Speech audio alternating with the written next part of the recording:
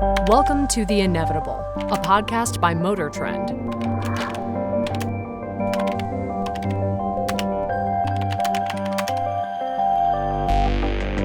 Hi there! Welcome to The Inevitable. This is MotorTrend's podcast, our vodcast about the future of the car, the future of transportation.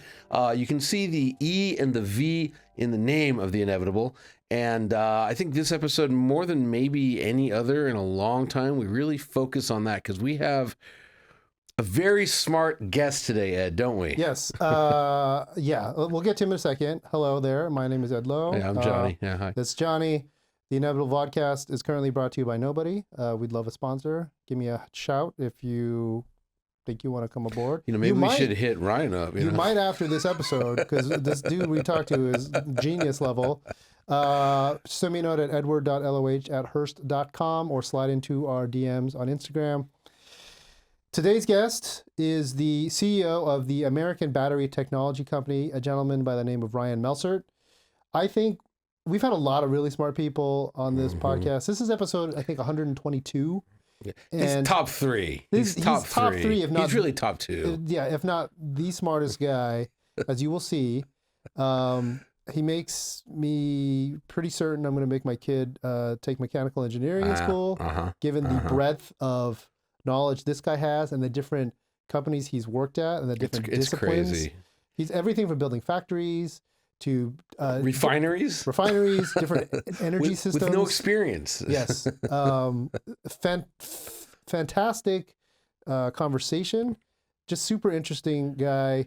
Here to tell you and make you a lot smarter about the state of battery technology, critical minerals, rare earth minerals, everything going on in this side of not just the automotive industry, but the sort of the energy industry sector writ large, inclusive of geopolitics. Yeah, we talk about politics. We talk about grid scale electricity. We talk about just other sources of energy. Too much to talk about. We went way over time. So without further ado, let's bring him on, the CEO of American Battery Technology Company, Ryan Melsert. Ryan Melsert, CEO of American Battery Technology Company. Welcome. Thank you for flying in, day tripping during the first day of this insane, what's going on? 4% of flights, especially from smaller markets like Reno, are being budget cuts curtailed, causing air traffic to be a nightmare. But apparently, no issues getting budget cuts. I'd say it was something else. Yeah. I hope it's just 4% of them. I've seen bigger numbers. Okay. Yeah. Well, it's going to get worse, but my wife had to fly out this morning, and she was like, "I don't know. Like it seems okay." But well, we're glad you're here. I was doing some research on you, and you are far and away in 120 something episodes. You are certainly the most qualified person we've ever had on to talk about batteries, EV batteries in general. I think energy solutions, given all of your fantastic work history. So we're just going to dive right in and probably start at the beginning, or as far back as we can go, and then sort of figure out where you're at now, what ABTC is doing. Those are my favorite topics. Great. So let's do it. Okay, so you've been at a ton of different companies. You've interned at General Electric. You've worked at Lockheed Martin, at a place called the Knowles Atomic Power Laboratory. You've worked for the Department of Energy, Georgia Tech. You helped a founding member of little thing called the Tesla Gigafactory, which is in Reno. Yes, and now you're doing batteries. But where does your career start? Where does this path you're on begin? Yeah, I mean, even very, very early on, young kid, I always knew I would work within energy systems, kind of a broader field. Definitely within engineering, just always, deep interest in how energy moves. Thermodynamics is probably my favorite subject to study. Okay. So early on, I just always heard of these very big corporations, these big names you hear of growing up. Yeah, so right, GE and and the town I grew stuff. up in upstate New York, near Schenectady, is one of General Electric's headquarters. Okay. So I ended up working in General Electric more on very large commercial scale power generation systems, doing big steam turbine design. And like you mentioned, then worked with Lockheed Martin for a bit, was doing design of nuclear propulsion systems, mostly for nuclear submarines, and then worked for Bechtel for a bit. So huge EPC construction company helping to big, really large facilities. And just these huge corporations are great. They're very visible. But after working there a couple of years, you just realize you are just kind of a cog in the machine. So it's important work, but it's really hard to move the needle. You're kind of following somebody else's vision. So I went back to graduate school at Georgia Tech, did a lot of work with startups while I was in graduate school with an incubator right on campus, and just, saw how few people were really working within, real core renewable energy systems, especially from a fundamental thermodynamics base and working your way up. And after being there working with the startups, I ended up getting an MBA at Georgia Tech as well, just because if you want to bring an idea to market, you have to understand the business case as well. Right. So doing kind of my graduate engineering degrees and the MBA at the same time and working at the incubator was just that looking sounds like back, an impossible amount of work. Didn't feel like work though. Like that's what I wanted to be doing. And looking back now, it's just hard to picture how somebody could try to start a technical business without having a really strong foundation in engineering, plus the business case, plus knowing how to build teams. You can't have blind spots like that. What was your undergrad degree in? Mechanical engineering. Mechanical engineer. Because a lot of mechanical engineers end up doing all this. Yeah, cool Move stuff. the world. Okay, give them a lever. Give them a lever arm. They're gonna move the world. It's good broad base. Mechanical is you cover a lot of the disciplines there. Back to the atomic sub for a second, because I've always heard that when people say, "Oh, why do we have batteries?" I always heard like the Navy really loves batteries, like that. Like submarines love batteries. Is this electric subs? Is this something that you were working on? They do, and actually there's diesel submarines and nuclear submarines. The diesel ones need very large batteries because the engine's really only running when you're near the surface. Right. And then when they're submerged, it's entirely on battery power. Nuclear sub's a little different. You can still make heat electricity from the nuclear fuel when you're submerged, but there's still batteries to buffer the energy. Right. But yes, they're huge, massive ones, and obviously for submarines, the acoustics are extremely important. Right. So when you can run in full electric mode, it's much quieter. Yeah, than a diesel. And diesel, even when a nuclear sub is submerged, it's in many ways louder than a diesel sub submerged because it's only on electric power. Right. You don't really turn a reactor off ever. Is that real quick? Just get in the weeds for a second. On a atomic sub, nuclear sub, is the reactor driving like boiling water to make steam? So it's just like a power plant. Exactly. Steam ranking cycle is the type of heat engine. So same thing. Nuclear fission makes the heat. The steam ranking converts it to shaft power. You can directly power the propeller, or you can power a generator to make electricity. Sure. Okay. Yep. Cool. So you, sorry, where'd you do undergrad? Georgia Tech. Undergrad. Undergrad.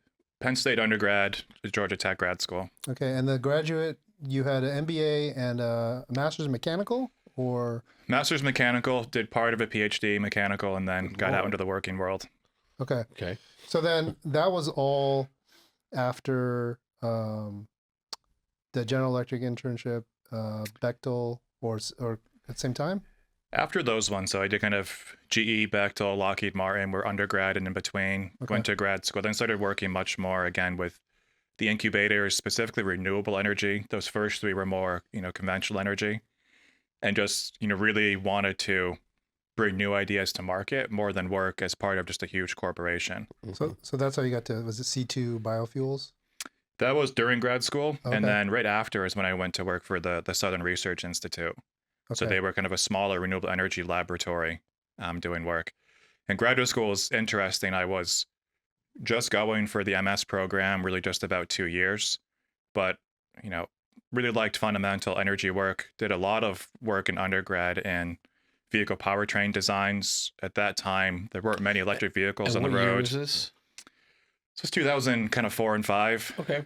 So just before it took off. Yeah, some hybrids out, but not many.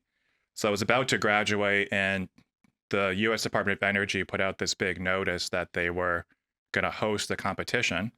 Was this the DARPA challenge? Similar. That was for the self-driving. This is more about efficient powertrains. Okay. It was called the EcoCar Challenge. Right. So they said, we want to sponsor a handful of universities in the country, a multi-year program to fundamentally blank piece of paper. Like from idea in your head, how would you want a powertrain to look with no limitations to it? Spend a whole year working with sponsors, designing it, doing rigorous ground up modeling and software in the loop, hardware in the loop systems, build small scale prototypes. Then the end of the first year, they actually come and drop a vehicle off the lot at your school and say, great, you said you would do this, now do it. You pull the whole powertrain out of the existing vehicle, combine everything you want to, build it up, and then do like a shakedown test in year 2. And then the third, you really refine it. And year 3, they bring you to an actual OEM proving ground. So up to Milford and Detroit, a whole week testing the vehicle on the exact same test for OEM vehicles, going through the skid pad and the water test and the 0 to 60 and the braking. So they announced this, and I was about a half year away from graduating with my MS program. It's like, oh, this would be really cool. Like, it's not theoretical. You actually build something that's meaningful. And they were trying to get universities to apply for it. So I went to some of my professors at Georgia Tech. I'm like, the school should apply for this. It's really interesting. They're like, yeah, it sounds good, but we got other stuff going on. So I went to the chemistry department, and same thing, like, you guys should apply. And they're like, ah. Right. And I went to the EE department. It's like, it's nice. And then just nobody was applying. So you had to get so many sign-offs to be part of this, because there's, it's not really dollars, but there's facilities the school has to say they'll provide, and time and travel, and they give course credit to some of the students. And we're getting close to the deadline, and no one was going to apply to it. So I went to our provost of Georgia Tech and said, would you mind if I applied for it? And he said, go for it. So I wrote the application, a lot of the modeling. It was, you had to put a design of your proposed powertrain in there, run simulations about how it would perform, have a business case. What was your proposed powertrain? At the time, it was, for hybrid vehicles, there are different types of series and parallel hybrids. There are ways to actually combine them in more of a power split hybrid. Some of the early Priuses did that, but they use more of a continuously variable transmission. There are ways to combine that, but also having discrete gear ratios in it. So discrete gear ratios, you can have a much higher transmission efficiency. Right. With the CVT mode, you can essentially keep the engine right in the sweet spot of that BSFC map. So combining the two had a lot of synergies to it. And then people always focus a lot on the energy in a battery. I wanted a very high power, low energy battery pack, really pushing and pulling quick, in and out of turns, off the line, but you don't need a huge amount of energy. What they do in like race cars nowadays, where it's similar with big capacitors and fast in, fast out. Yeah, and not even a ton of battery. Even lithium batteries, a lot of different chemistries, you can vary the power to energy ratio. So relatively small battery, high power, and then the combustion engine, I wanted a really high biofuel weighting. So again, very high octane fuel, high ethanol, E85, kind of it was one on the market at the time. Lower volumetric energy efficiency, but actually quite a bit higher thermal efficiency. Much higher percentage of Carnot with that high compression ratio engine. So kind of combine all that into a design. Applied, didn't hear for 3 months, and then I was like 2 months away from graduating. And I got the letter that we had won. So they picked, I think, 16 universities in the US and Canada. We got this big formal letter, and like, okay, great, you committed to all this stuff for a 3-year competition. So then the provost came back. He's like, you said you would do this. So I'm like, I guess I'm not graduating. And that's when I decided to go into the PhD and into the MBA, just because I kind of committed to starting off a 3-year project. Right. And then the funniest part was they were having this big, acceptance ceremony. It was at DOE headquarters right in DC. A lot of politicians were there and dignitaries. And all of a sudden, every one of those ME, Chemie, W professors I went to beforehand, they all came back. I'm like, hey, can I be a part of this now? Yeah. Now that you already did the work and won it, now I want to be a part of it. Right. That's awesome. And this is the part, again, I checked out your LinkedIn. This is the Georgia Tech DOE General Motors program. Yeah, so General Motors was the sponsor for all 3 years. Okay. And Department of Energy was one of the main sponsors, and there were 24 other smaller ones, all the tier 1, 2, 3 suppliers, the OEM industry. So we got hundreds of thousands of dollars of components delivered to us, where we got to mix and match and actually build powertrains up. And you were how old? Mid-20s. What were you doing mid-20s, Johnny? Drugs. Yes, this is great. All right. Not that kind of podcast. Yeah, he asked. So how'd the project end up? It was great. I mean, for those we had probably 24 students that were kind of regular in it, and then 100 who kind of came in and out. Got to give a lot of them course credit, got to go to all these different events. We went to the GM Desert Proving Grounds in Yuma at the end of the second year. Yeah, that's fun. Yeah. That one's, you're in the middle of nowhere, except you're on a U.S. military like artillery base. Yeah. And in the middle of it is the proving grounds. Right. So you're going around and there's military vehicles everywhere, but we had our cars all shipped out, went through, again, a whole week of testing there. I remember the first day, they're like, here's what to do if, you know, your car breaks down, here's how to test it. And then they're like, and here's your rattlesnake guide. Yeah. They're like, you're going to see snakes. If you get bit, call this number. Right. We've had those briefings. We yeah, I was gonna say, I've been there. Yeah. Did you meet any cool auto execs during this program? Anybody like that eventually became the, I don't know, CEO, president, something like that? I did. Oh, okay. Back then, they were kind of mid-level. Right. And then that was, I guess that was 20 years ago now. Right. Yeah. Right. It sucks. Yeah. We're getting old. Yeah. But they went up. So one of the main contacts for GM at the time was Kent Helfrich. Okay. And he became the CTO of General Motors. He just retired a year or two ago. Okay. And then many other ones who stayed at GM. Some went to the other OEMs. So it's been a great network to talk to with DOE. And then obviously since that, at other companies, you know, been able to win many other DOE awards and kind of other projects. And then there's the same people at DOE HQ that I get to stay in contact with. And that student cycle is 3 years, but it runs continuously, kind of resets every 3 years with new cars, new sponsors, new teams. It's been running since, I think, the early 90s. Oh wow, cool. And it changes names every once in a while, but it still cycles through pretty much the same mission. The main mission is training students, not with theoretical systems, but the actual tools that OEM engineers use. Right. Remember at the end of it, they walked us through. That was when the Volt was on the road, but kind of going through a lot of redesigns. They walked us into the design studio where the Chevy Volt was being designed.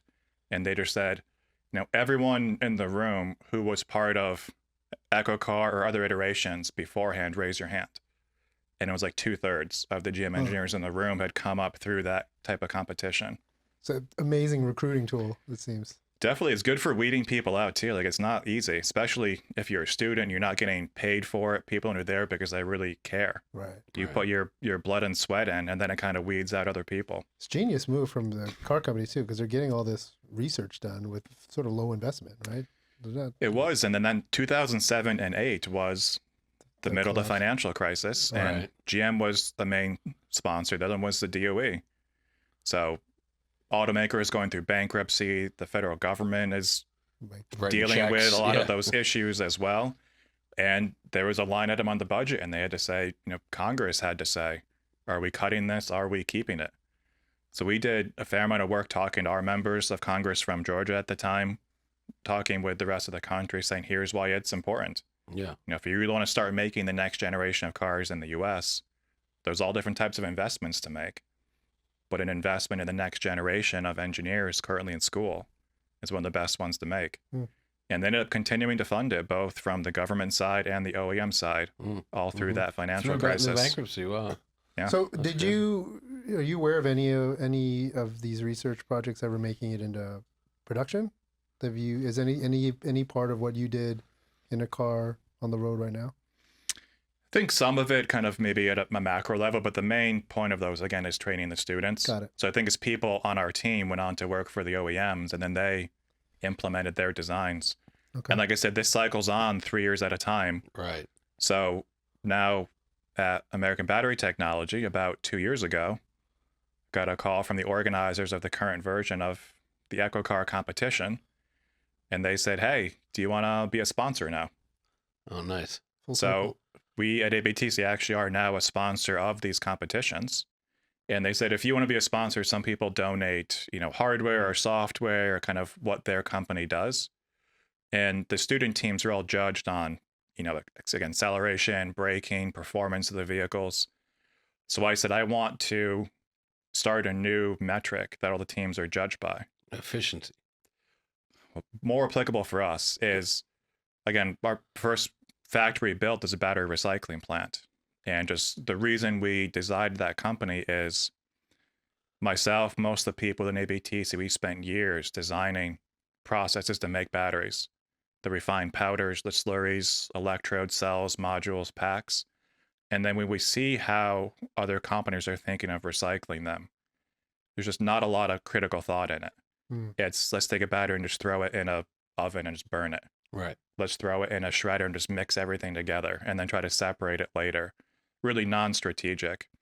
So at ABTC, we said, we've all just spent years designing this first battery gigafactory in the world, going through every single unit operation of how we build these components together. And along that time, we found a lot of techniques that don't work, a lot of failure modes at every single stage. So we said, why don't we intentionally exploit the failure modes we know of and the packs and modules and cells, make the components fall apart from each other, make them separate in an intentional fashion. Right. And then you're just mixing things together. You actually separate them more strategically. Much lower costs. You make higher purity products. So when I got asked to sponsor this new version of the competition, I said, I want it to be a design for recyclability event. So students are designing their battery packs and their vehicles. Even most OEM engineers I talk to, they're like, yeah, it would be great if this could be recycled end of life. Like, I hope someone can. But like, there are real specific designs that can be put in that make something easier to recycle at the end of its life. Don't just take a whole battery and fill it with epoxy at the end. Don't use this unique element and mix it with other non-unique elements. So they agreed. So we developed this event where now students are designing their battery packs and actually building them. We say, write me your recommended SOP for how you think it could best be recycled end of life. Standard operating procedure. Yes. SOP. Yeah. What would you separate? What would you do? How would you handle it? And now they're judged on that. So in theory, now as this next generation goes in the field to be OEM engineers, there's a little thought in their head about when I design this battery, someone's have to recycle end of life. Right. And eventually, as it comes back to us, hopefully it's a little more strategic at that point. That's amazing. Think about the end at the beginning, basically. Like plan for that at the outset. DFR. What's that? Design for recyclability. Design for Got it. Okay. All right. You said a lot. That was incredible. And it's great because we're going to get to ABTC, but in there, I mean, you've done solar-driven chemical heat engine. You did something grid scale energy storage. All of this leading up to this big thing I want to talk about before we get to ABTC, which is you're one of the founders of the Tesla Gigafactory setup. Can you talk about that a little bit? Yeah, how'd that happen? Yeah, so after grad school, I was working at that Renewable Energy Institute with some of those projects you just mentioned.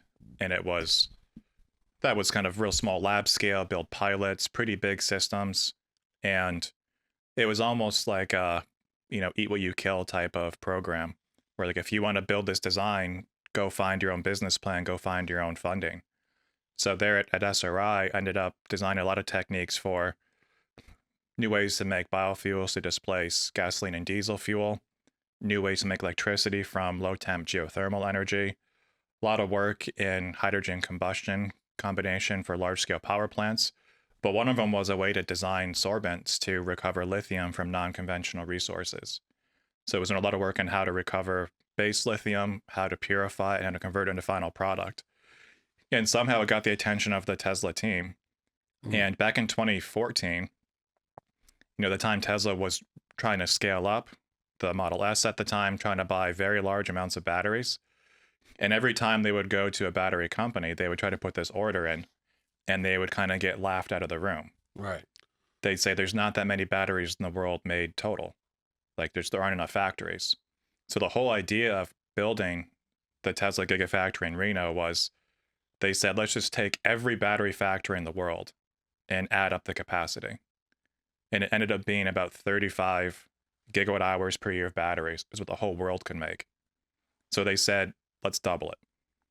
Let's design one building that can make 35. So the Reno Gigafactory in its first implementation was as big as every battery factory in the world combined.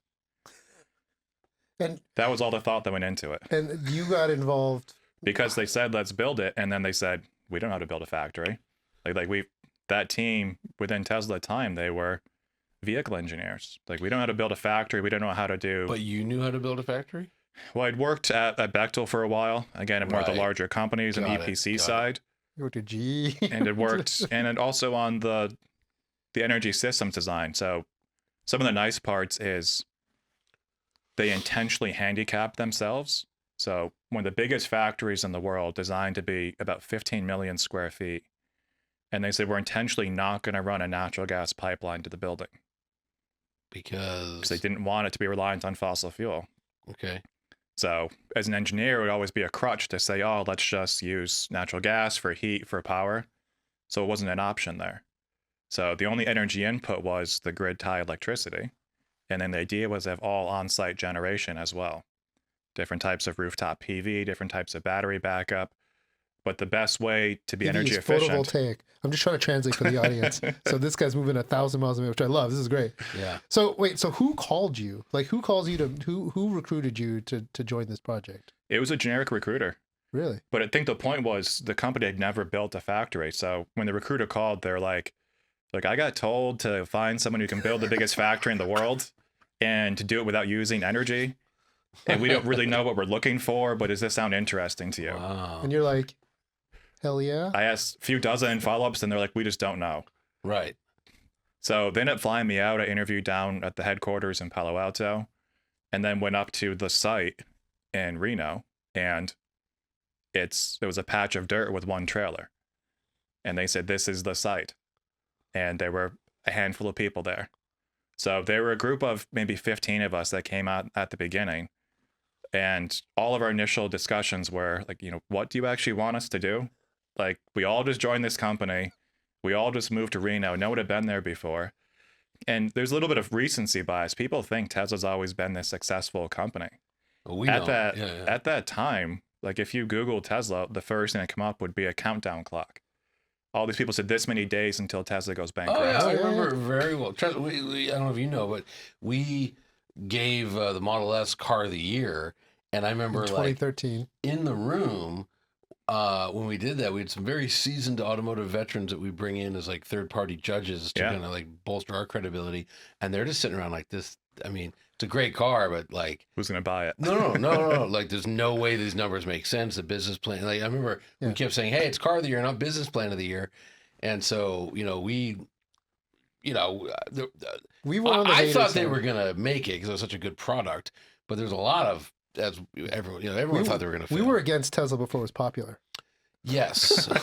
In fact, I've told this story Way before. but like we vote. It was the first that anyone can remember unanimous vote for car of the year, and I so we'd made the vote and we're like, wow, we picked an EV. This is crazy. And I said, by the way, in the room that just voted, who has said either personally or professionally that Tesla's vaporware? There's 11 judges. 10 hands went up. His didn't. And then he says, my mom said, if you have nothing nice to say, don't say anything at all. Right. So we were really doubting, Peters or whatever, doubting Thomas's, what's the expression? So yeah, I remember that. But that's why you guys have instruments and you collect data and you actually measure things. It's not about feelings. No, it's supposed to be about feelings, but yeah. So you end up saying, yeah, I'm on board. Let's do it. I Yeah. mean, as an engineer, you must love like you want to build a factory without, like, that's kind of the challenge, right? Like, give me some Right, constraints. the here. factory, and then you enable, one of the most, advanced vehicles to scale up. Okay. Right. Okay. And so what were the challenges of building the largest battery factory in the history of the world? Lack of definition can be a pro and a con. I think it was mostly a positive. And at that time, they were just extremely risk tolerant. So it was, Yeah.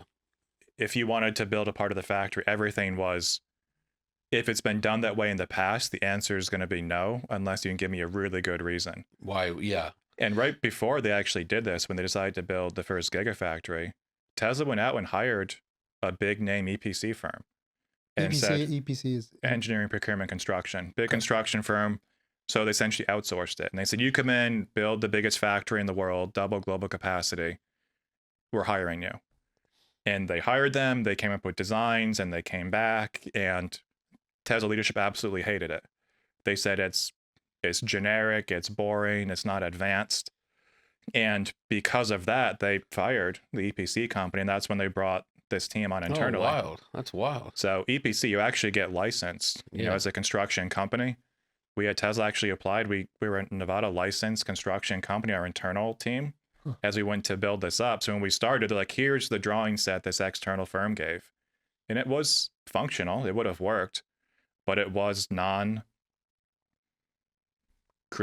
kind of non-innovative, just a standard building. And so whenever we were going to review meetings, they'd be like, just don't say this is industry standard, because you immediately get rejected. So you have to say, this is a ground-up approach. This is why I do it. This is first principles thinking, right? But was this just Elon doing the rejecting, or you had a whole team of Tesla people that also were trained in rejecting optimal normal? No, the leadership. I mean, a lot going on those days. Elon wasn't super involved in that factory early on. You know, JB was there a couple days a week for the first 2 years. He was kind of the main person we rolled up to. Yeah. And then after we got into commissioning, Elon was there a lot. But during the construction phase, not too much. But it was the same mindset of, we're not going to do this because it's always been done that way. Right. So we'd have these review meetings, and it was literally a trailer in the desert.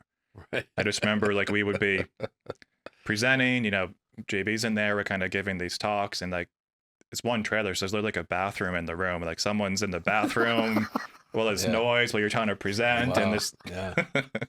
So, is this your first brush with first principles thinking, or is this something you had like utilized before, or? No, definitely not first brush, but it was the first time a large corporation, I think I was at, actually embraced it.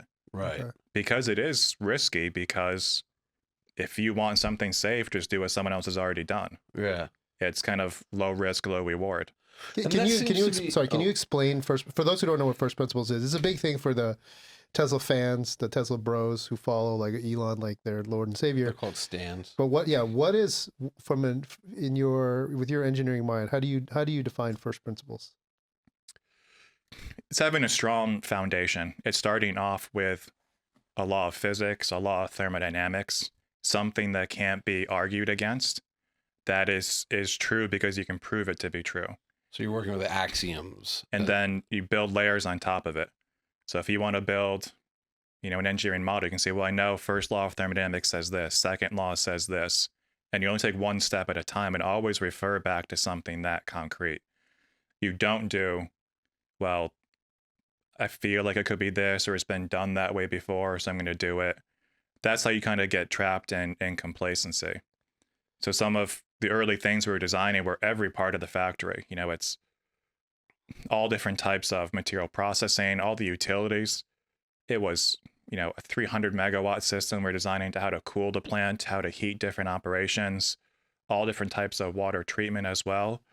One of my first projects was designing, there are different types of solvents that are used to essentially disperse powders before they're coated onto electrodes. So you get this homogeneous mixture.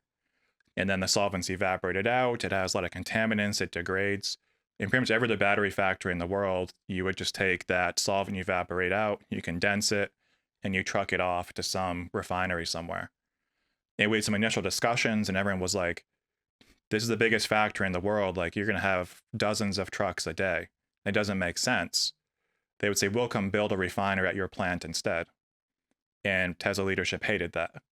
They're like, we're not having someone else come build a refinery at our factory. We're going to build our own refinery. So my first project was designing and building a refinery on site to treat and regenerate a lot of the solvent that we used, and then turn it back in a closed loop and reuse it right back again on site. So again, that was building a lot of chemical processing models, a lot of thermodynamics about how we actually, it was a vacuum distillation system, how we recover different fractions of it, and then actually designing the full system, you know, bidding out who's going to build it for us. Ended up being a company in South Korea that kind of came up with the construction design. So my third month in, presenting this design to the whole Nevada team, which is 15 people, and JB's there, and we go through the whole thing, and at the end, he says, you can't talk about this to anybody yet. He says, we have to patent this. So we came to this whole in-house design. So I talked to the Tesla IP lawyers, we read a patent protection, we filed for it. And then half a year later, we got approved for it. And I remember the lawyers came back and they told me, they said, this is the first patent Tesla's ever gotten for battery manufacturing. You know, Ed, this guy's a lot smarter than Yes, we are. I told him that before we started. Okay, yeah. So I'm just like, what? Yes, this Okay, is this is insane. But that's what I mean. It's like it's not theoretical. Well, if someone, hang on though.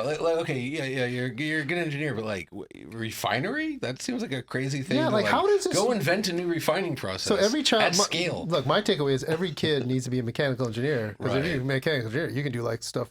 You can do anything. And work for big companies and work for small ones, maybe get your business degree. But right after, they were saying the South Korean companies who won the bid to actually build it, it was, 370-foot tall systems that we decided. But so they said, okay, these guys are going to build it. And they said, go check it out and make sure it meets your spec. So I'm like, okay. So I bought a flight to South Korea and was going down and inspecting this massive system on the other side of the world. I'd never been to Korea before. And signing off, like, okay, it meets all the specs. Now ship it to Reno. Oh, wow. And there were all these different aesthetic designs for the factory too. The way it's laid out, if you look at the actual axis of the building, it exactly points to magnetic north of the Earth. There's a lot of different requirements we had in there. And one of them was when you drive up to the building, the utility systems are mostly behind it, the other side of the road. And they said, leadership doesn't want to see the utility systems from the front of the building. So nothing can be taller than the building. And the building was, 71 feet tall. So the system was supposed to be 130 feet tall to actually hit the separation efficiency we needed. So I had to order 2 of them and put them in series. Kind of 2 70-foot tall systems. They would be below the height of the building, just so you wouldn't be able to see it from the front. I've been to the factory. I went there for when Model 3 came out. And from the front, you couldn't see anything, yeah, right? I remember just the scale of it. I remember we were supposed to walk. We were able to walk through the building, but we couldn't talk about anything we saw because it wasn't done yet. This is totally wild. I mean, we could talk about Gigafactory all day long, but I want to talk about what you're doing now. Yeah, we're shooting the batteries. What was your now? But just on Gigafactory, Tesla built the battery production system though with a partner in is Panasonic. Right. Yeah. So it wasn't fully done by Tesla, the production of the batteries inside this building. Right. And a lot of people think it was a joint venture between them, but it wasn't. Actually, Tesla built and owned the whole site and then leased a portion of the building to Panasonic. Okay. So as we were more the landlord. So again, we built all the utility systems, all the building, all the facilities, and they rented space. They had the southern portion of the building. So essentially they installed their cell manufacturing equipment there. And then as it went through a door to the north, Tesla purchased it. Right. And then the north part of the building Tesla had, they built it into modules and packs and our drive motors and enclosures, the whole system there. So the cylindrical cells were produced on a Panasonic line in the southern end of this building, from raw material coming in to cylindrical cells that would then go this other direction and become modules and packs that ended up in the cars. Exactly. And that type of battery was the first time Panasonic had ever built it either. So they were used to building smaller ones, cells that were 18 millimeter diameter, 65 tall. We decided to build a 21 by 70 in that factory. Little lower cost, little higher economy of scale, but they'd never done it before. So they had some prototype lines. And again, the first year or two there, they said, Panasonic, we're building this off of their baselines, but we're looking for ways to improve it. Different ways to use first principles thinking to improve upon these legacy lines. So they would say they said go to Osaka and go, spend a week or two in these Panasonic factories. So spent a lot of time in Japan the first year or two, touring their different lines, not just seeing how they were doing it, but why do you do it that way? What could be done differently? And then trying to implement them in the Reno factory. Huh. That's wild. And at the time, these were still lithium-ion batteries. It didn't go to LFP at that point. Right. Yeah, lithium-ion is a pretty broad category. They're all in the lithium-ion family. The form factor changed, and the chemistry within a battery, I think, changes a lot more than people understand. There's many, many incremental changes every I few sure don't months. understand what I'm saying, but I just say there's broad families. Yeah. And then the chemistry is dynamic over time. Sure. Okay. And what were you doing? So when you left Tesla, you were what 3 years? 3 years or 4 years? About 4. About 4 years. What were you doing from the beginning to the end? Like, how did that change? What I described so far, that was really the first 2 years. That was the early part of factory design, getting everything ramped, getting the first line running. Remember, it was April of 2017 was the first time we made a battery cell that actually passed quality tests. So just over 2 years. And that's when it got more into the high volume manufacturing side. And the story I told about how earlier if you could build an EV, the limiting factor is how many batteries you could buy. That kind of held back your EV production. Right. After that factory got ramped up, the amount of batteries that could make was extremely fast. Remember, the number I always said was each line could make about 4 batteries per second. And there were, 17 lines towards the end. So huge amounts of batteries being spit out.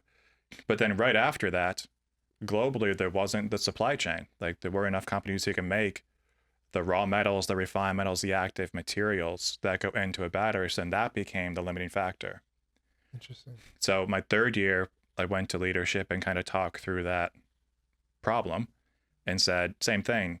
We can get our suppliers to ramp up, or we can start designing some of these raw materials in-house. So they let me build my own team. I call it the Battery Material Processing Group.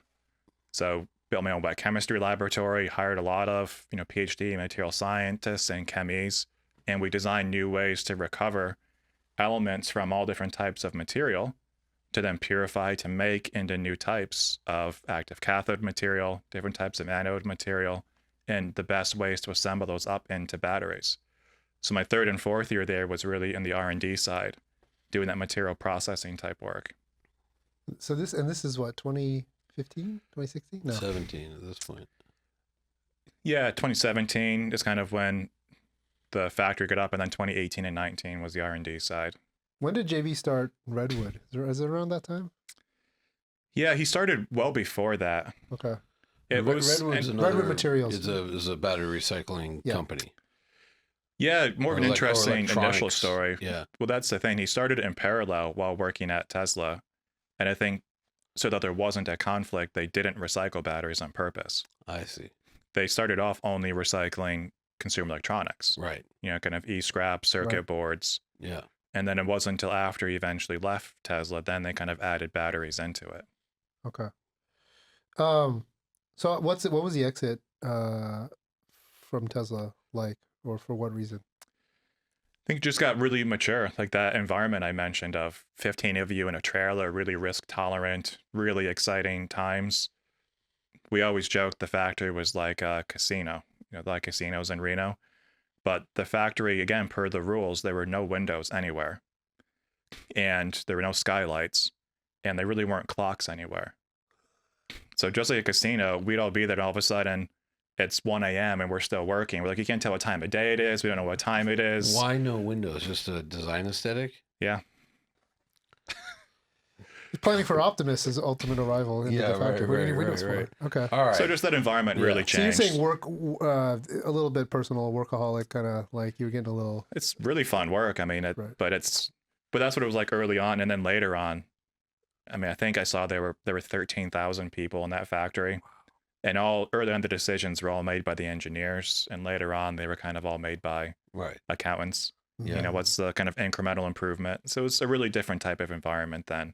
Okay. So we enjoyed so much that S curve of growth for a startup. A lot of the people I had hired there, and I said, let's do this again. So let's start from the beginning at the bottom of that S curve with what we think is a void in the market, which is that factory made huge amounts of waste, and not just batteries at the end of line that failed some type of quality test, but there were dozens of steps. And everyone has at least some yield loss to it. Right. So it's some are powder, some are slurry, some are metal cutting, some are partially built modules, all these different types of intermediately made material. And other recyclers a lot of time processing. No one had ever seen a 2170 cell. No one had ever seen the Tesla style module before. We said, we just spent years designing these. We're in the best position to do the reverse of that. And that's when you just started ABTC? Yeah, that was end of 2019. Okay. And, right away, we won a couple pretty big awards, and I just brought more and more of my former team over. And now we're almost 200 people, and well over half are people I brought over from the Gigafactory.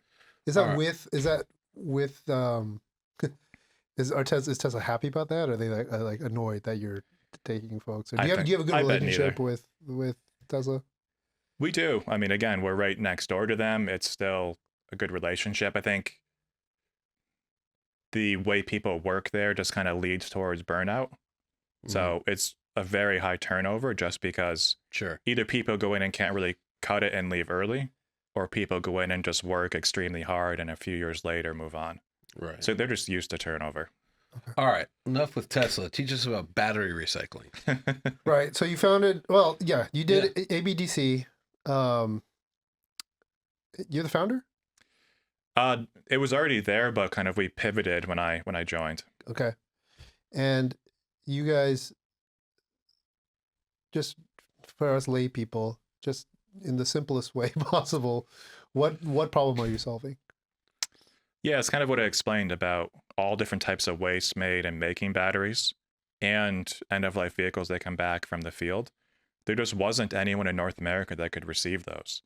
So when I was at Gigafactory, they had me go tour a couple prospective recycling plants. They said, we got awful this material. Can these guys take it? And you go and look at the plant, and most of them were just general metal recyclers. They're used to recycling scrap. And to them, a battery is just a black box. They don't really know what's inside it or how it works. So they were just doing really unsafe things. Unsafe and inefficient. Like the modules Tesla uses, they're 1.88 meters long. They're, 90 kilograms, kind of hard to handle. Some companies like, hey, we can process these, watch this. And they just took 2 forklifts with the forks out and pinched it from either side and then twisted the forks opposite directions. And the thousands of cells just shot out in the air everywhere. And they said, look how quickly we disassembled that module. Right. Like, yeah, you disassembled it. And that's bad because... well, very unsafe, very hard to then recover the cells and not scalable. Right. So there was a much more strategic way to do it. Okay. So again, that was end of 2019. We had this really systematic method about how while batteries are still fully electrically charged, while they're still in pack and module form, ways to handle them, then selectively break them down. Not just burn or shred everything, but separate out pack material from module material, from cell casing, from subcell material. Get all different types of byproducts, and then your main battery grade metals you can sell back into the field. So right when we were starting, the huge global chemical company BASF was hosting a global competition. They actually make some of the cathode material that goes into batteries, and they said, we see there's this gap. We want to find out who can design a battery recycling system, kind of more crowdsourcing. So if anyone knows an idea, apply to this competition. If you win, we'll partner with you and help you scale up. This is like your EcoCar competition all over again.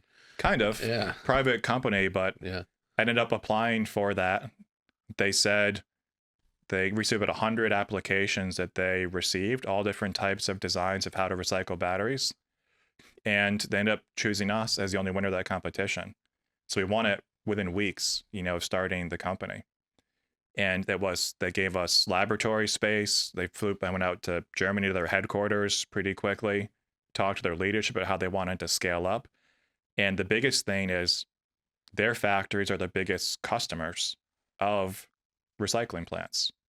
Recycling plants make the metals at high purity to then go into plants like theirs.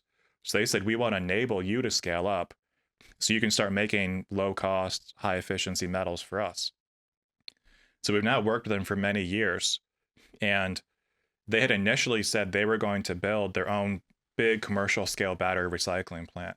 They went and bought land, they put out press releases, they had this whole story they were doing. We started working with them for a couple years, and all of a sudden they said, we don't want to do this ourselves anymore.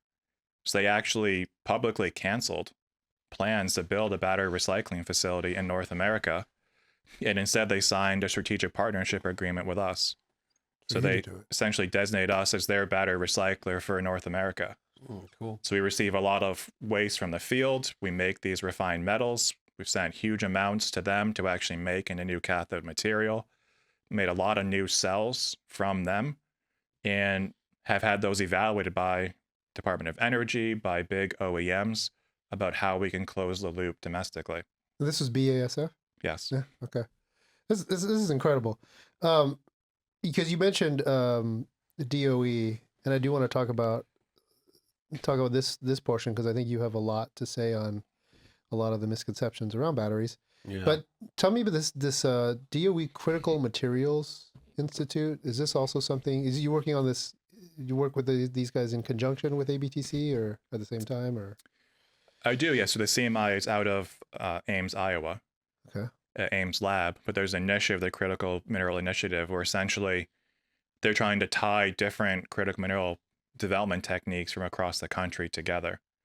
So private companies, research groups at universities, other DOE laboratories. This is the central location where people come to share ideas and help to scale up new designs, how to recover critical minerals and rare earths, and how to go through lab scale design and piloting and commercialization. So we worked with them for a long time. A couple years ago, they asked me to join their board and kind of help to coordinate how we scale up. And now the past year and a half is even more public about the need we have to do this domestically.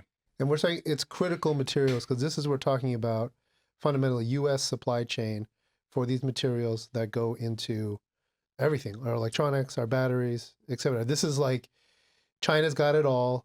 We're behind the 8 ball here. Is this accurate? Like, yes. Okay. And again, sometimes people are confused. They think it means we don't have the minerals. What China actually has is the processing facilities. Right. It's like, not. If I could, like, there's enough lithium in America for every EV that could ever be made, if you had a way to get it out of the ground. And for many critical minerals. Yeah. So a lot of the rare earths that go in for magnets and semiconductors, same thing. There's all different types of deposits throughout the world, but it's the processing techniques and how to scale them Right. that is really concentrated within China right now. And we walked away from it. We had like what was it? well, we trained all those guys apparently. Yeah, but like it was A123. We had the know-how, and then we kind of just, this is like for whatever reason, it's more like a went to 30, China. 40-year problem, right? That Critical minerals, even, battery techniques back in the 1960s, lithium-ion battery was invented, Texas the Instruments, cathode right? material. I think. Well, ExxonMobil Research Lab actually invented a lot of the cathode technology.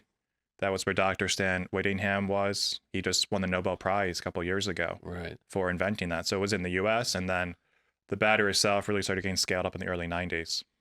Okay.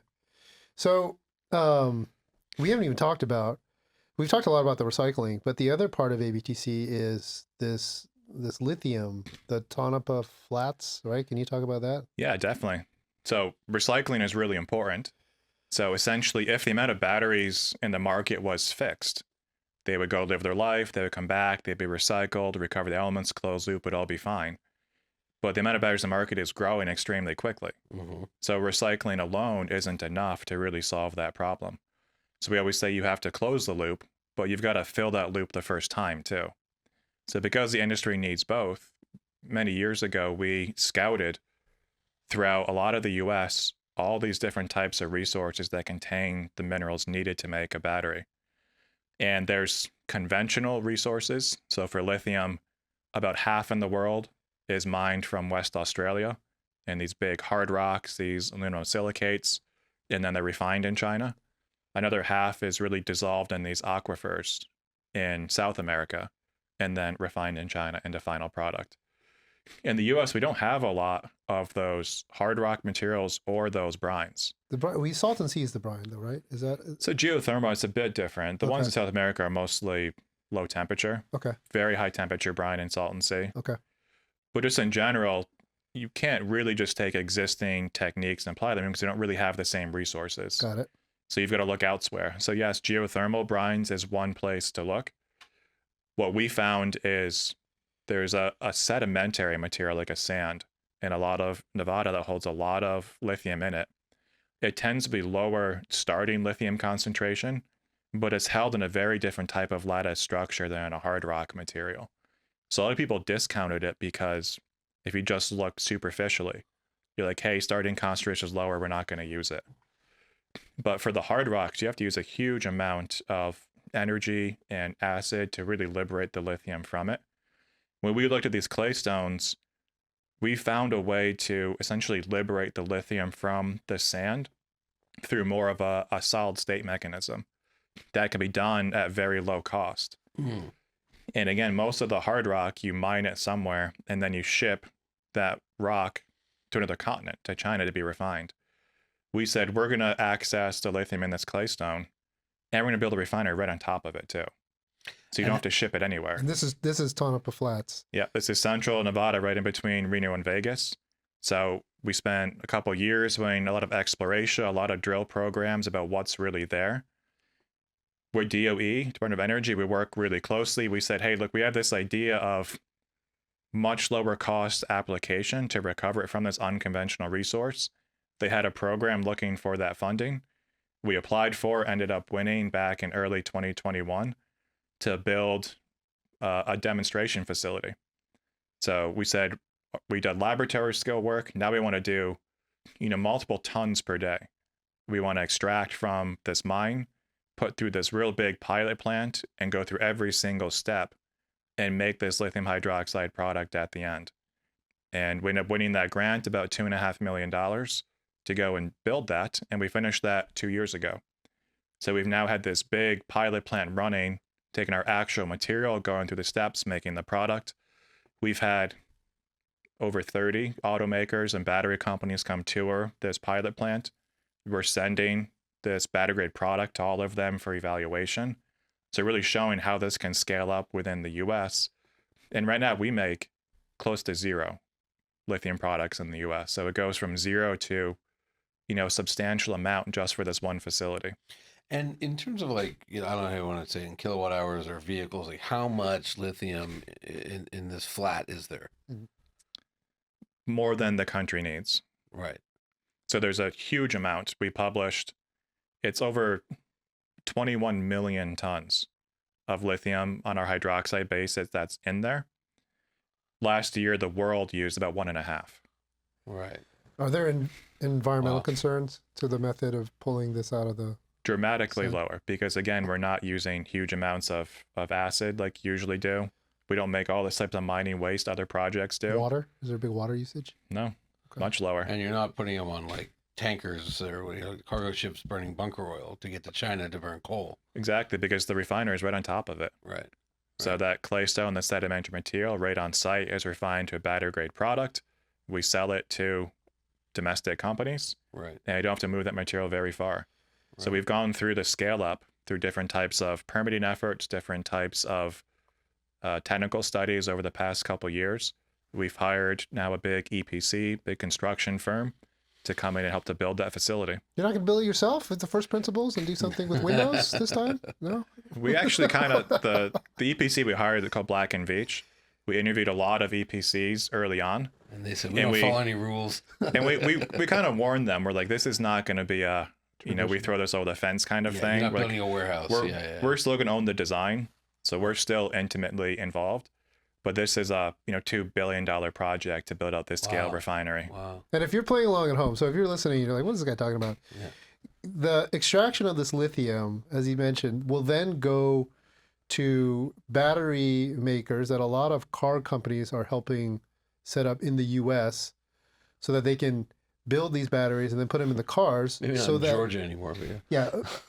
But because there are now all of these rules regarding percentage of U.S. manufacturing all the way into the battery, that helps these cars be sold in this country without a massive tariff on them, right? So would it be like for GM, SK, you would be selling the lithium to SK, or I think that's one of their partners, to build at their factory in Detroit, and it would eventually end up in an Escalade or a Hummer? Is that accurate? Yeah, most lithium goes into the cathode material they're manufacturing. So the immediate customer would be someone like a BASF. Okay. Or LG Chem or POSCO or EcoPro. Okay. They make the active cathode. And then that's sold to a battery manufacturer like a Panasonic or an SK. and then the batteries are sold to a GM or Tesla. Okay, and then that ends up on the window sticker in the parts domestic part production per vehicle. And right now, if an OEM wants to buy lithium from a domestic source, they just don't have any options. Right. It's not that they don't want to, they just can't. Right. Okay. So that's lithium, which is not a rare earth. It's a critical mineral, but not a rare earth. And real quick, could you define rare earth? Because I think a lot of people we're going to talk about don't understand it's a column on the periodic table. Not that it's rare. It's just the name of these elements. Yeah, there are 2 rows on the periodic table. So, I mean, they are a bit rare. That's why they're called rare earths. But there's the headline is critical minerals. Yeah.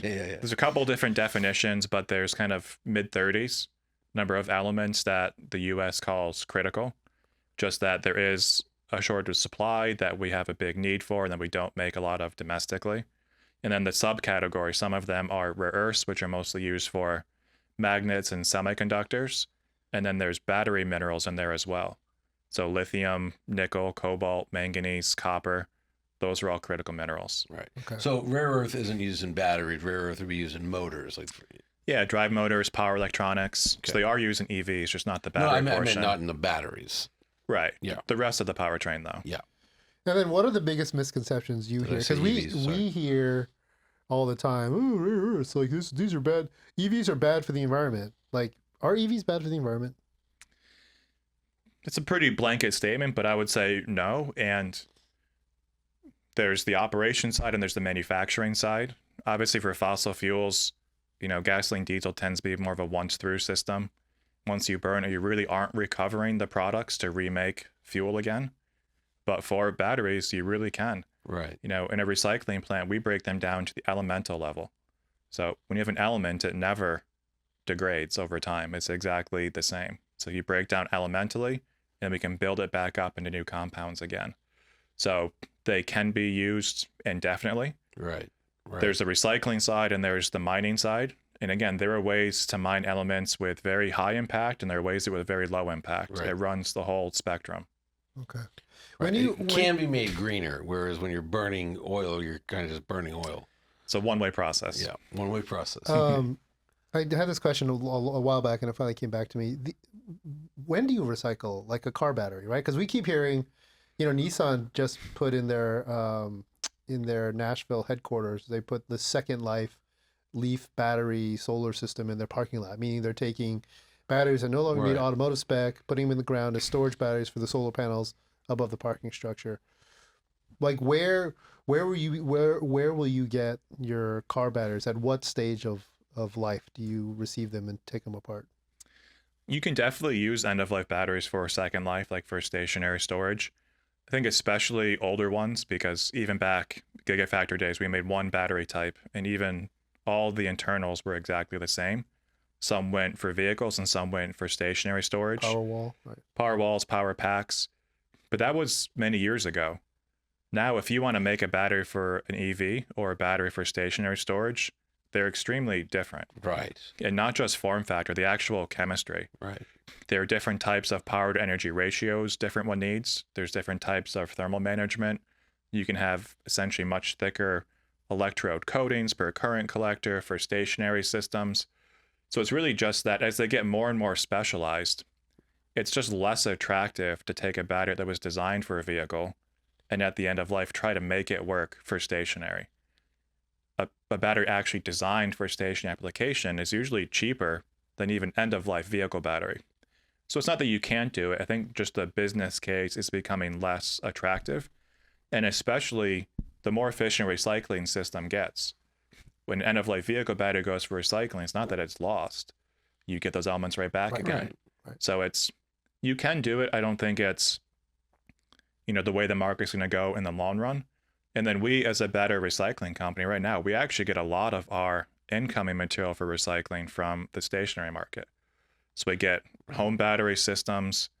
Well, there's dramatic amounts of grid scale batteries being built right now. Right. Huge plants everywhere. Right. And as those come back from the market, there's incremental replacements. There's big ones coming back at the end. And this is for like wind and solar and geothermal, whatever, to store our energy. And just the grid itself, even without renewables, batteries provide a lot of value. You don't have to cycle conventional plants off and on all the time. So load balancing with Yep. the guy we had on. From There's the peak grid. shaving, there's trough filling, but even grid maintenance. So when you have long, distances that you transmit electricity, you can have voltage drops, you can have frequency regulation, and the batteries can really help to regulate the grid. Like smooth And it they out. they make the existing infrastructure much higher capacity. We actually just announced, so there's these very big grid scale systems. One of them had a big failure back in January, just in Northern California, Mhm. the Yep. Big Moss Landing project. So huge amount of batteries. They say about 100,000 battery modules. These rack level systems all need to be replaced and recycled. But because they were damaged, there's not really a set way of how they're processed. All these different types of regulators are saying, here's how you have to remove them from the system. Here's how you package them. Here's how you transport them. That site itself actually got classified to the EPA as more of a Superfund type site Whoops. because of all the heavy metals that could get into the air, could get into the ground. So EPA did a lot of work trying to vet how those batteries could be recycled and where they should be sent. And they announced just a few weeks ago that we were selected for that project. Oh, So to receive, it's thousands of tons of batteries that are now coming up to our recycling plant near Reno to recycle all those batteries from that project and to, again, recover those elements and sell them back into the market. So we get a lot of feed from vehicles, but also from the stationary market. Let me ask a possibly really dumb question. In that situation with the Moss Landing and you getting the contract to take these batteries, who pays whom? Like, do you normally let's say they were going to recycle with you, would you pay to get those batteries recycled? Or they pay you to take them off their hands?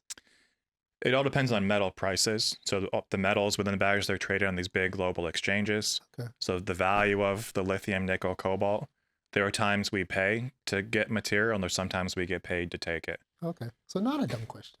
That's great. No, and especially a site like that, there's pretty all different types. There's some that are kind of mostly intact still, we're in good shape, and there's some that are just, mush. Okay. So with cars, like you said, you're getting some of your batteries to recycle from vehicles. Like which vehicles and like how old are they?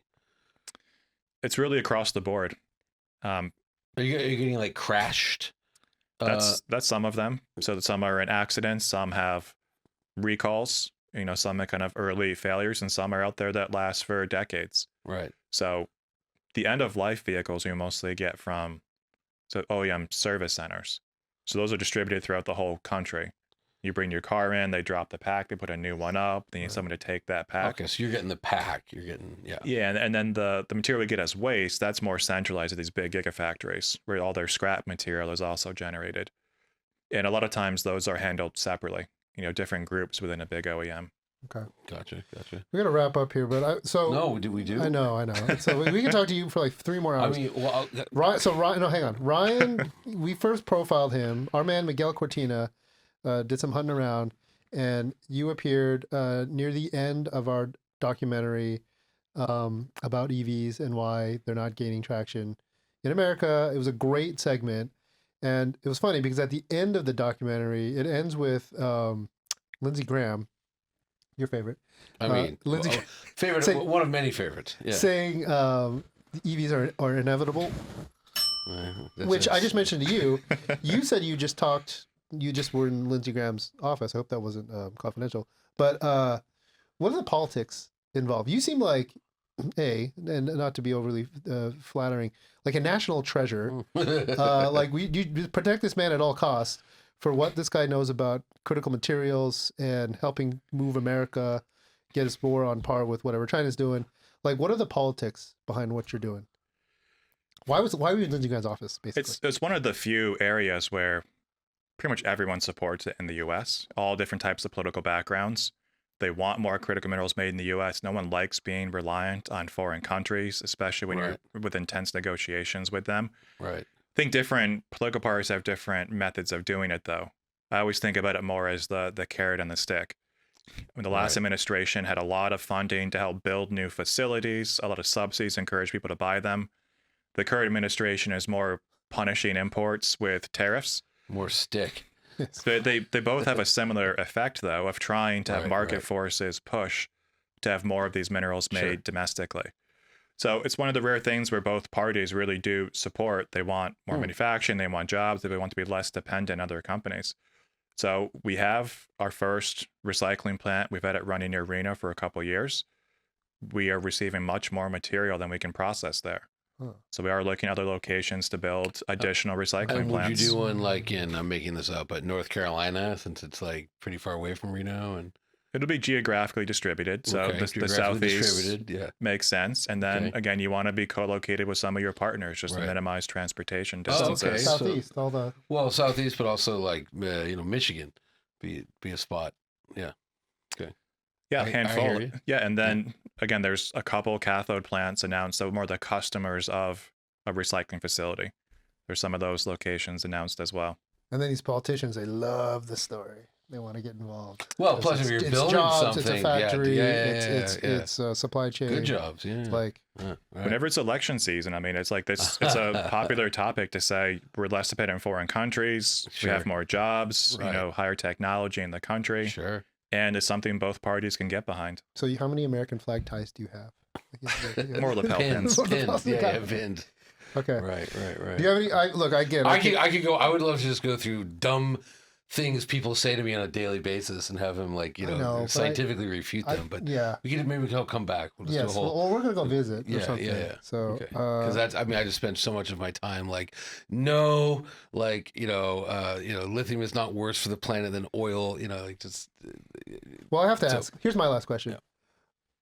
The podcast is called The Inevitable. The E and the V are, bolded.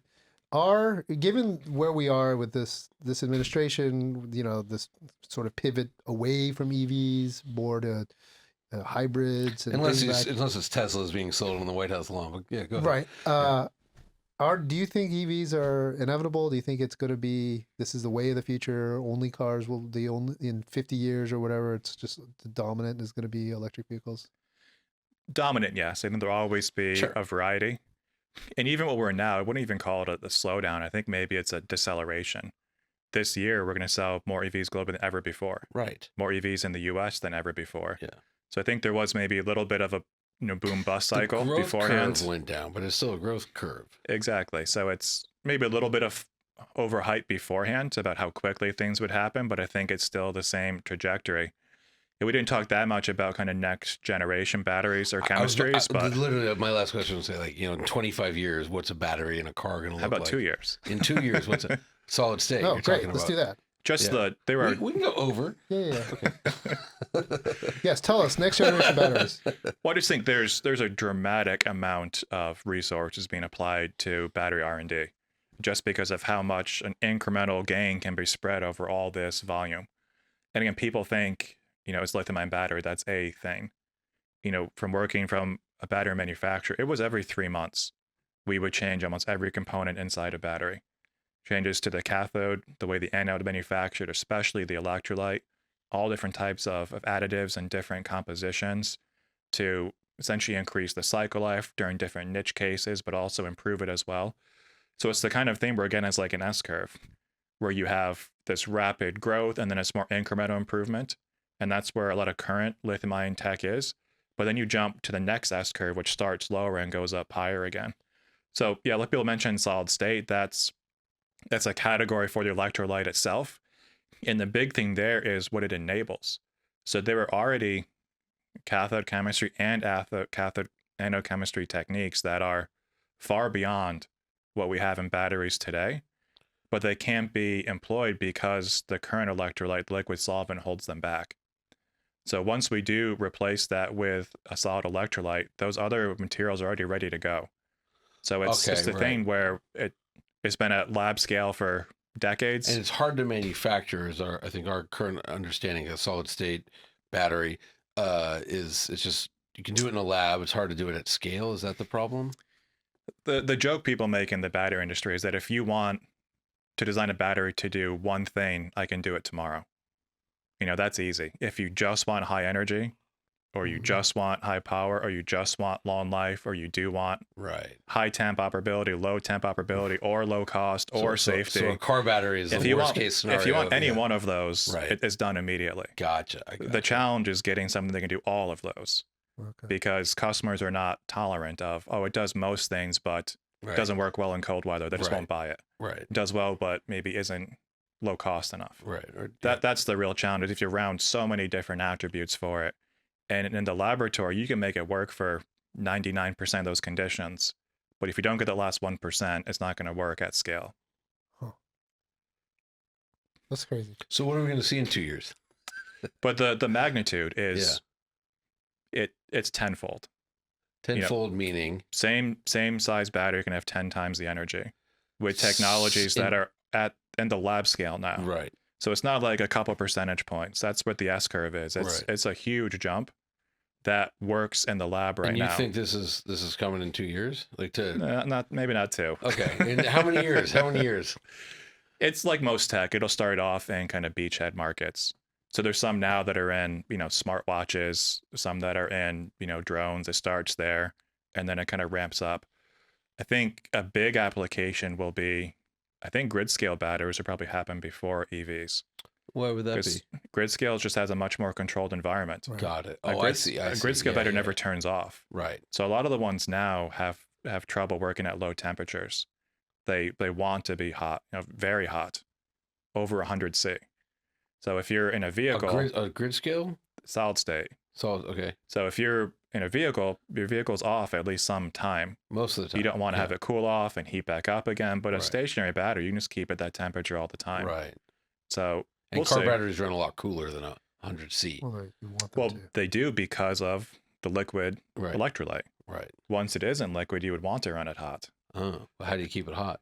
That's what I'm saying. So Okay. a stationary battery can just stay hot. Right. Some of the inefficiency makes, just joule heat, it stays hot on its own Okay. because it never turns off. Right. Vehicle's kind of on and off. So Yeah. there will be materials developed that can run at low temperature as well. But until then, there are other applications. So 10X is like really revolutionary because then you could take like tons out of vehicles. Yes. Tons of weight. Right? Like what did a Model 3 Model Y battery pack weigh? 1,500 pounds? 1,200 pounds? something like that. Little less, but yes. Okay, so it was 1,000 pounds and you make it 100 pounds. That's massive. It works on paper now, and it works in Okay. laboratories now. Okay, And now it's yeah. now about rounding the whole Wow. spider chart. You got to do it all Yeah, at once. yeah. So that's the big step. I was at a GM thing a couple weeks ago, and they're announcing that their big push is the LMR, the lithium manganese-rich battery they're making with SK. They claim to have the big improvement. That is what you're talking about. Like this is just a sort of a minor change in chemistry on the lithium side. Like LMR has been kind of known. It's the next step after LFP. Is that kind of the right way to say it? So it's more in the NMC family, still an oxide. Okay. So different ratios of nickel, cobalt, manganese in an oxide form is what most of high energy density battery cathodes are today. This essentially changes the ratio of those three. So higher manganese, much lower nickel and cobalt, but Which it's brings still the the cost same. down, right? Because the nickel, it's like a 90% to like a 30%, I think is what they said. Is that right? Something like that. Right. And then the cobalt is not zero, but a small amount. Okay. So it's changing the ratio of those three. And essentially, most cathodes since the 60s, it's been cobalt oxides, nickel oxides, a lot of different families of how you make that unit structure with those different transition metals. So it's important. It can bring costs down. It can have a bit of an increase in performance, but it's still the same general family. Got it. Okay. Well, Yeah. this is look, Ryan, I told you we'd ask you some really dumb questions. I apologize for that we were true to our word. But thank you so much for coming Yeah, on really and appreciate blowing our minds about, first of all, what you do, the current state of battery recycling, the future of where this is going. Like I said, like this is, I'm happy you exist, like, and you're on our side, because it sounds incredible, what you're doing with American Battery Technology Company. So, yeah. Good luck. Definitely. Thank you for having me here. I've been a big fan of MotorTrend forever. oh, thank you. It was the first magazine I ever subscribed to as a kid. Wow. And I remember being really in elementary school age, I would get it delivered every month. And it was just like to get something in the mail. My parents were like, Yeah, there's sure. there's something for you in the mail. Yep. I would read it every month. Still read all the digital versions. So Right. it's trippy being here, but it's awesome to talk to you guys. Thanks. Thank you very much. Thanks for coming on.